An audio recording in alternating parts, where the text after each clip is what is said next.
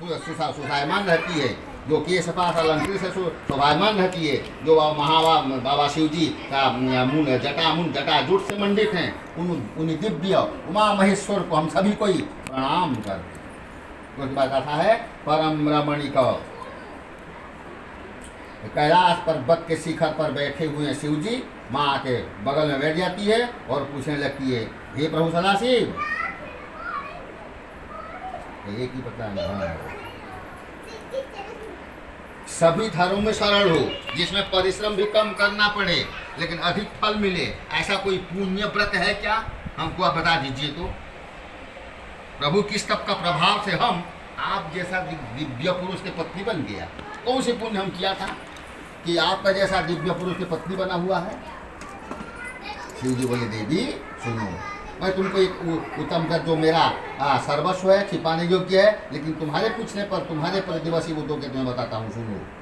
जैसे नक्षत्रों में चंद्रमा, ग्रहों में सूर्य, वर्णों में ब्राह्मण, भगवान देवताओं में विष्णु बड़े होते हैं, नदियों में गंगा, पुराणों में महाभारत, वेदों में सामवेद, इंद्रियों में मन श्रेष्ठ है, पुराणों में स्तुतियों में इसी तरह ही बताया गया है। इसी का एक प्राचीन कहानी तुम्हें बताता हूँ, सुनो, तुम एकाग्र मन से सुनो, जिस व्रत के प्रभाव से तुम इस समय हमारा अर्धांगिनी बन के बैठी हुई हो। कहने लगे कि इसलिए कि तू हमारी पत्नी हो। कहने लगे, देखो भाद्रपद महीना के शुक्ल पक्ष के तृतीया के दिन था, ये इसे अनुष्ठान को मात्र करने से सारे स्त्रियां पाप से मुक्त हो जाती हैं। हे देवी, तुमने भी आज से बहुत पहले इसी व्रत को ही किया था, हिमालय पर्वत में इस व्रत को किया था, ये वृत्तांत मैं बताऊंगा।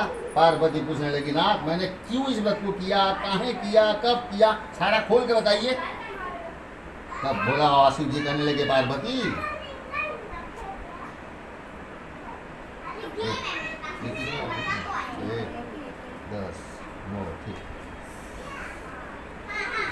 भारतवर्ष की उत्तर की ओर हिमालय पर्वत मन अभी विराजमान है।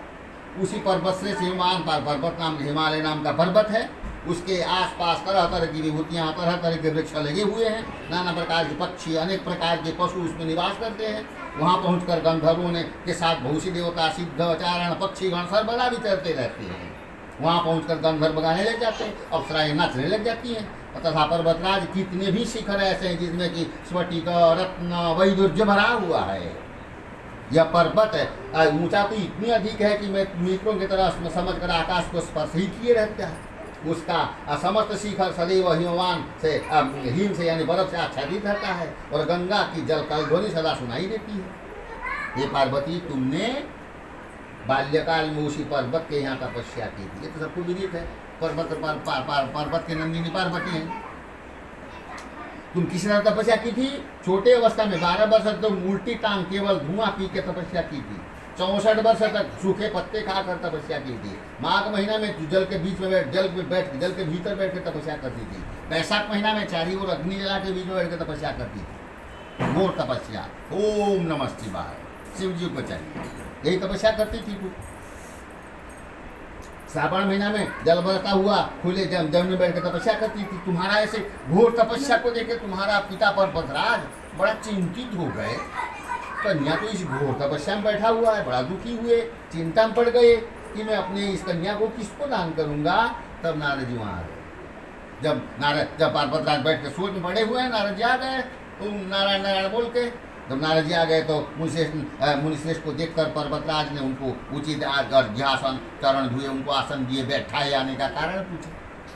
तब पर्वतराज को स्वामी नारद जी कहते हैं कि हम अहोभाग्य है कि हम आज आप हमारे यहाँ पहुँचे हैं। बोलिए कि इसलिए आगमन हुआ? तो क्या नारद जी कहने लगे, हम अपना मन से थोड़े आए, विष्णु भगवान आपके यहाँ भेजे हैं। झूठ मूठ की झगड़ा लगाया है, विष्णु भगवान हमको भेजे हैं। ब्रह्मा विष्णु शिव ने विष्णु भगवान के समान तुम्हारे इस कन्या को लेने लायक योग्य पर विष्णु छोड़ के और कोई नहीं हो सकता है। इस दुनिया में सबसे बड़े विष्णु हैं।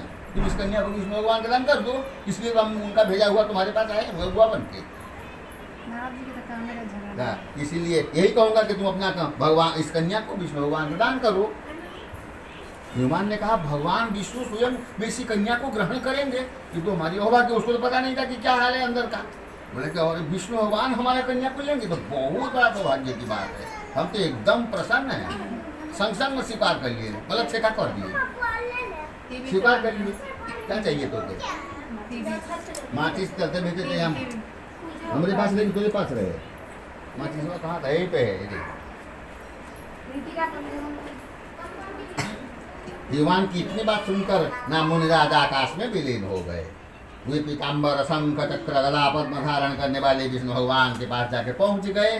जाके कहते हैं वहाँ हाथ जोड़कर नारद जी उनको भगवान को कहा कि प्रभु हम आपका विवाह का बात पक्का करके आ गया। इधर हिमवान ने पार्वती के साथ पास बात कर जाके पुत्री अब अपना ऊँट के राजा वहाँ से अपना कन्या के पास गए और उन्हें बोले पुत्री मैंने तुम्हारी विवाह का बात पक्का कर दिया, विष्णु भगवान से तुम्हारी विवाह होगा। जब पिता की इस बात सुनकर बिना उतर ये ही अपनी सखी के घर माँ पार्वती चली जाती हैं। वहाँ जमीन पर पड़ कर बड़ी दुखी होती हुई विलाप करने लग जाती हैं। उनको इस तरह विलाप करते देखकर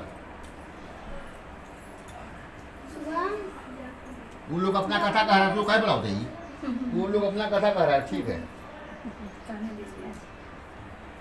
तुमको इस तरह विलाप करता देखकर तुम्हारा सखी तुम्हारे पास आई, तुमसे पूछी क्या कर रहे हैं, तुम इतना घोर चिंता में पड़ी हुई हो, जमीन में सूती हुई हो, रो रही हो, क्या दुख है, हमको बोल, हो सकता है तो हम तुम्हारा कोई समाधान करेंगे, तुम्हारी जो भी इच्छा हो उसको यथार्थ पूरा करेगा प्रयत्न करूँगा, इसके कोई संशय नहीं है। पार्वती बोली सखी सुन, मेरे जो कुछ अभिलाषा है उसे मेरा प्रेम पूर्वक सुनो, मैं एकमात्र शिव जी की ही पत्नी बनना चाहता हूँ, इसमें कोई संशय नहीं है। मेरे इस बात को मेरे पिता ने ठुकरा दिए, विष्णु भगवान ने बात पक्का कर दिए, इससे मैं अपने शरीर ही त्याग दूंगा। तब पार्वती के इस बात पर उनकी सखी कहती है कि शरीर न त्याग कर चलना, ऐसा किसी जगह हम लोग चल चले जिसको किसी को पता ही नहीं लगे। ऐसे चलाकर तुम दोनों वहां से जंगल में जा पहुंची। उधर तुम्हारा पिता घर तुम्हें खोजते हुए दूतों के द्वारा खबर लेने लगे। कौन सी देवता दानव या किन्नर मेरी पुत्री को हरण करके ले गया। उन्होंने मन ही मन कहा नारद जी के आगे हम तो प्रतिज्ञा कर चुका हूँ, अपनी पुत्री विष्णु भगवान को दान करूंगा। ऐसे सोचते सोचते बेचारे हिमवान राजा थर बेहोश हो गए। गिरिराज को मूर्छित देकर सब लोग हाहाकार कर दौड़ पड़े। जब होश हुआ तो सब लोगों ने पूछा गिरिराज आप अपने मूर्छा का कारण बता दीजिए। हिमवान ने कहा आप लोग मेरे दुख का कारण सुनो। न मालूम कौन सी मेरे कन्या को हरण करके ले गया, ऐसा नहीं हुआ तो उसे कोई काली सांप ने डस लिया होगा, कोई व्याघ्र सिंह खा दिया होगा।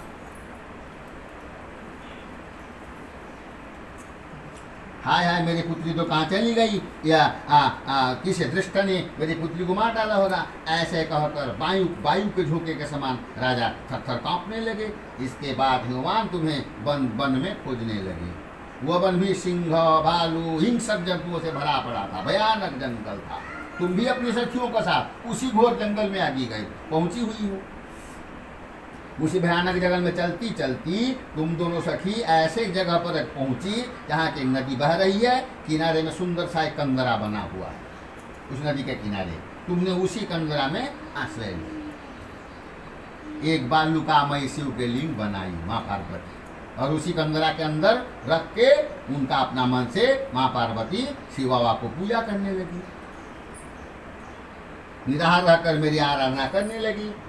जब भाद्रपद की हस्तयुक्त तृतीया तिथि प्राप्त हुआ तुमने मेरी विधिवत पूजन किया और रात भर जाग कर गीत वाद्य दिए मुझे बड़ा प्रसन्न किया। तब उस व्रतराज के प्रभाव से मेरे आसन तक कैलाश में हिलने लगा। हम तो तत्काल जाके तुम्हारा सामने उपस्थित हो गए। वहाँ पहुँचकर जहाँ तुम अपना सखी को साथ रहती थी, वहाँ पहुँचकर जब मैंने तुमसे कहा कि तुम मत प्रसन्न हो, बोलो क्या चाहती हो। तुमने कहा मेरे देवता यदि आप मेरे ऊपर प्रसन्न हैं तो आप मेरे पति बन जाइए। शिव जी समय तथास्तु, यानी ऐसा ही होगा। तथास्तु वर दिए और अंदर ध्यान। और सखी के तथास्तु कहकर कैलाश पर्वत वापस आने पर तुमने प्रतिमा को नदी में प्रवाहित कर दी और सखी के साथ महाव्रत को पारण किया। हिमवान भी तब तक खोजते खोजते उसी जंगल में पहुंचे। चारों दिशाओं में तुम्हारी खोज करते करते वो व्याकुल हो गए थे। इसलिए तुम्हारा पास आते ही बेचारे पहुँचते ही जमीन में गिर पड़े। थोड़ी देर में उनका होश आया, देखे दो कन्याएं नदी का तट पर सोए हुए हैं। देखते ही उन्हें अपना कन्या को तो पहचान लिए, जाके दौड़ के उठ के छाती में लगाए, रोने लगे। फिर पूछा पुत्री तो ये सिंह व्याघ्र भरा घोर जंगल में कैसी आ गई, क्यों आ गई? पार्वती जी ने उत्तर दिया कि पिताजी, मैंने पहले ही अपने आप को शिव जी को हाथ में दे रखा था, सौंप दिया था। आपने मेरी बात को टाल दी, इसे मैं यहाँ चली आई। भगवान ने सांत्वना दी कि पुत्री, मैं तुम्हारी इच्छा के विरुद्ध कुछ नहीं करूँगा, तुम्हें उनके ही साथ विवाह कर डालूंगा। अब तुम अपना खुशी खुशी अपना घर पे वापस चलो। इसी तरह तुमने समझा बुझा के तुमको अपना घर ले आए। फिर बात चला, फिर हमारे संग विवाह हुआ। इस समय हमारा पत्नी मन के बैठी हुई उस व्रतराज के प्रभाव से। तब से आज तक किसी के सामने मुझे ये प्रकट करने का अवसर नहीं मिला था। हे देवी, मैं यह बताता हूँ कि ये व्रत हरितालिका क्यों पड़ा। तुम्हारे सखी तुमको राजभवन से चुरा के जंगल में ले गई। हरण के नाम वही हरितालिका, हरितालिका इसलिए हम लोग कहते हैं हरितालिका। तुम्हारा सखी तुमको चुरा के जंगल में ले गई थी, तब तो इसी हरितालिका कहते हैं। इस बात पर इस पर पार्वती ने कहा कि प्रभु, आपने नाम तो बताया, विधि भी बता दिए, कृपया किया विधि बतावें, इसका क्या पुण्य है, क्या फल है, कब इस व्रत को करना चाहिए। तब पार्वती शिव जी पार्वती से कहने लगे, देवी मैं सारा स्त्री जाति के भलाई के लिए ये उत्तम व्रत तुम्हें बताता हूँ, सुनो। जो स्त्री अपने सौभाग्य की रक्षा करना चाहती हो, यत्न पूर्वक इस व्रत को करे। पहले कदली के बन खरने का सुशोभित मंडप बनाए, उसमें शिव पार्वती की सुंदर सा मूर्ति बैठाए, चंदुआ लगाए, फूल से सजाए, खूब मतलब चंदन से या गुरु से सुवासित द्रव्य से उस मंडप को खूब सा सुसज्जित करे।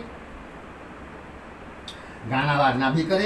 एकत्रित होकर सभी सुहागन स्त्रियाँ एकत्रित बैठकर मंगलाचार करे। पार्वती शिव जी को प्रतिमा स्थापित करे। उस दिन दिन भर उपवास करे। बहुत से सुगंधित फूल फल जितने जिसका बन पड़े प्रभु वहाँ पार्वती को शिव पार्वती को समर्पण करे। ऊपर जो भी वस्तु गिराए हो, उसके बाद नारियल हो, जम्मू हो, नींबू हो, लौंग हो, रांग हो, जो भी फल प्राप्त हो सारा श्रद्धा से प्रभु को अर्पण करे। उस ऋतु में जो फल मिलता है उसको भी अर्पण करे। उसके बाद निर्मल मंत्रों से निर्मल लिखित मंत्रों को उच्चारण करता हुआ उनको स्तुति करे।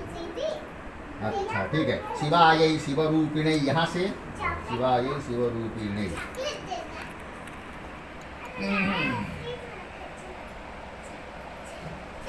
शिवाय शिवरूपिणे मंगलायै महेश्वरी शिवे सर्वार्थदे देवी शिवरूपे नमस्तु शिवरूपे नमस्तुभ्यं शिवायै सततं नमः। नमस्ते ब्रह्मरूपिणे जगद्धत्रै नमो नमः। संसारारम्भतस्य त्राहि मां सिंहवाहिनी येन कामेन भो देवी पूजयामि महेश्वरी। राज्य भो सौभाग्य च मे देहि प्रसन्ना भव पार्वती। मंत्रेण अमंत्रेणानेन भो देवी पूजितं सुधामः। यही हुआ कि यहाँ से लेकर अथवा प्रसन्न भव पार्वती तक का मंत्रों को उच्चारण करके इसका अर्थ यही होता है देवी शिवरूपिणी हे मंगल्ये, सब अर्थों को देने वाली है देवी। हे शिवरूपे आपको बारंबार प्रणाम है। हे शिवरूपे आपको फिर से प्रणाम है। हे शिवरूपे आपको फिर से नमस्कार है। हे ब्रह्मरूपिणी आपको फिर से प्रणाम है। हे जगधात्री माँ आपको फिर से प्रणाम करता हूँ। हे सिंहवाहिनी संसार के भय से भयभीत मुझे दिन को आप रक्षा करो। इस कामना की पूर्ति के लिए मैंने आपका पूजा किया है। हे पार्वती मुझे राज्य और सौभाग्य दीजिए, मुझ पर प्रसन्न हो। इन्हीं मंत्रों के द्वारा पार्वती तथा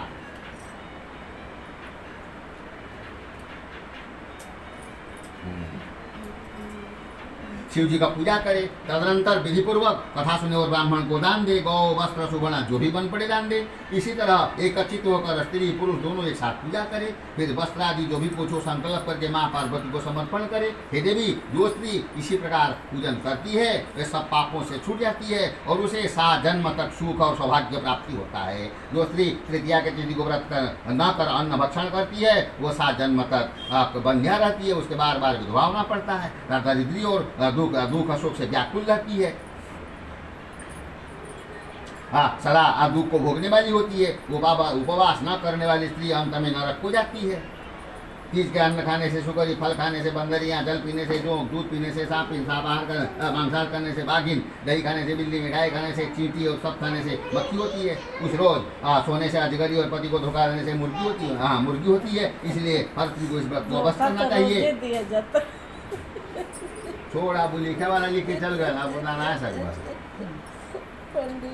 दूसरे दिन सुवर्ण हो, चांदी हो, तारा हो, दवास पात्र में अन्न भर के ब्राह्मण को दान देकर व्रत पारण किया जाता है। जो स्त्री इसी प्रकार व्रत करती है वो मेरे समान पति अवश्य प्राप्त करती है और मरने ले जाती है। तुम्हारा दिव्य रूप धारण करके तुम्हारी लोक में आ जाती है।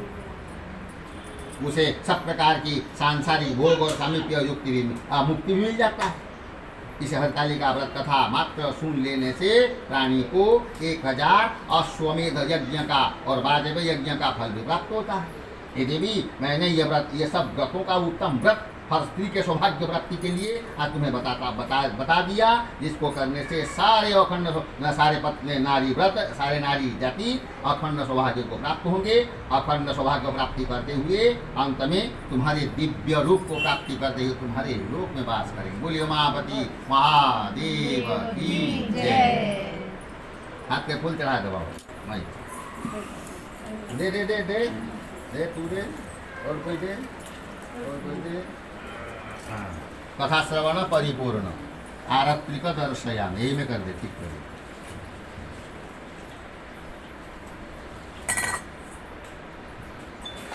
कपूर नहीं, ये तो मोमबत्ती ले ली, ये तो मोमबत्ती है।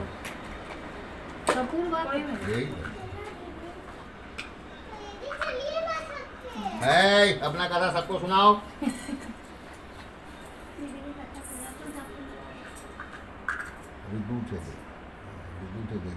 शेष हुई तो फिर हो गया, यही रह गई। मछली मत तोड़ लगा, खड़ा होकर मैं लोग आरती कर संतुलन तो हम बैग में लाए। ओम प्रतिपदासी ओम प्रतिपदासी तुआ आयोशी आयोस्वा।